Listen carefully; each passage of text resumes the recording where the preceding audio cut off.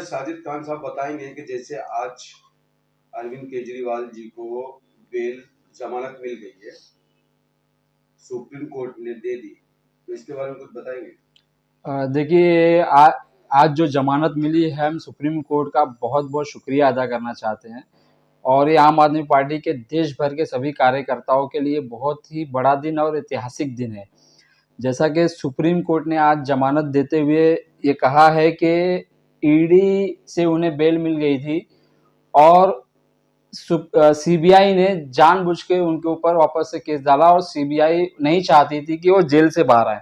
वो सीबीआई नहीं चाहती थी, वो जो अमित शाह जी हैं, जो तानाशाही पिछले 2014 से लेके करते आ रहे हैं, वो तानाशाही करना चाहते थे। लेकिन सुप्रीम कोर्ट ने का जो फैसला है, उसने ये बता दिया है कि जो संविधान से ऊपर कोई नहीं है। और ये आज जो सुप्रीम कोर्ट का जो फैसला आया है, देश भर के लिए एक बहुत ही एक अच्छी मिसाल है, क्योंकि तानाशाह जो नरेंद्र मोदी और अमित शाह है, इसके खिलाफ अगर कोई एक बुलंद आवाज है तो वो है अरविंद केजरीवाल। इन्होंने आम आदमी पार्टी के सभी नेताओं को जेल में डाला। तो कहीं ना कहीं अरविंद केजरीवाल से भाजपा के लोग जो है काफी डरते हैं, और उनका डर भी जायज है, क्योंकि ये कट्टर ईमानदार है। मनीष सिसोदिया के इन्होंने इतनी इंक्वायरी की, एक चवन्नी तक के नहीं मिली। अरविंद केजरीवाल इतनी इंक्वायरी की, एक चवन्नी तक के नहीं मिली। संजय सिंह हो गए। तो ये एक मैसेज क्लियर कट जा रहा है कि भाजपा सरकार जो है वो आम आदमी पार्टी से लड़ नहीं सकती इलेक्शन। आम आदमी पार्टी से उनको डर लगता है, इसीलिए उन लोग झूठे झूठे फर्जी मुकदमे बना के कुछ वक्त तक के, कुछ लम्हों तक के वो परेशान कर सकते हैं, लेकिन वो हमें हरा नहीं सकते हैं और हमें परेशान करके हमें तोड़ नहीं सकते हैं। आम आदमी पार्टी का एक भी नेता नहीं टूटा। आज भी पंजाब में हमारी सरकार चल रही है, आज भी दिल्ली में हमारी सरकार चल रही है। आम आदमी पार्टी के कार्यकर्ताओं के हौसले बुलंद है। अरविंद केजरीवाल जी भी जेल से जब बाहर आए, उन्होंने कहा कि मैं 100 गुना मेरे हौसले बुलंद है। वो हमें देख के फील होता है 100 गुना नहीं, अरविंद जी के ना 1000 गुना हौसले बुलंद है।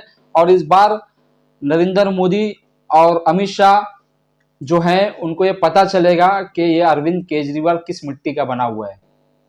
जैसे कि सुप्रीम कोर्ट ने मोदी सरकार को भी घेरे में लिया है, घेरे में एजेंसी का गलत इस्तेमाल करते हैं। जब से भाजपा सरकार आई है, उनका यही काम है। कितनी सारी उन्होंने पार्टियां तोड़ दी हैं। महाराष्ट्र के अंदर आप देख लीजिए, शिवसेना के 2 टुकड़े कर दिए, एनसीपी के 2 टुकड़े कर दिए। कितने कांग्रेस के नेता बीजेपी में जाके शामिल हो गए। तो एजेंसियों का दुरुपयोग करने का जो तरीका है, वो भाजपा ने, यानी जो जैसा उनको इस्तेमाल करना चाहिए, जिस तरीके से ऐसा लग रहा है कि उनके घर के उनके दामाद हैं या उनके रिश्तेदार हैं, उस तरीके से वो इस्तेमाल कर रहे हैं एजेंसियों का। और मैं हमारी जो भी एजेंसियां, उनसे कहना चाहूंगा कि आप लोग इस तरीके से कठपुतली बन के काम क्यों कर रहे हैं? संविधान के हिसाब से काम करिए। ये देश जो है बाबा साहब के बनाए हुए संविधान से चलने वाला है, ना कि नरेंद्र मोदी अमित शाह के बनाए हुए कानून से चलेगा।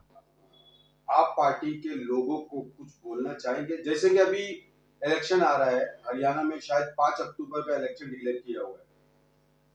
अभी आम आदमी पार्टी के देश भर के सभी कार्यकर्ताओं में बहुत ही उत्साह, बहुत ही जोश है, क्योंकि हमारे जो नेता हैं, जिनके वजह से आज इस देश के अंदर राजनीति में बदलाव आया है, जिनके वजह से हम जैसे बहुत से युवा आज नेता बने हैं, आज एमएलए बने हैं, कोई मंत्री बना है, कोई कुछ बना है।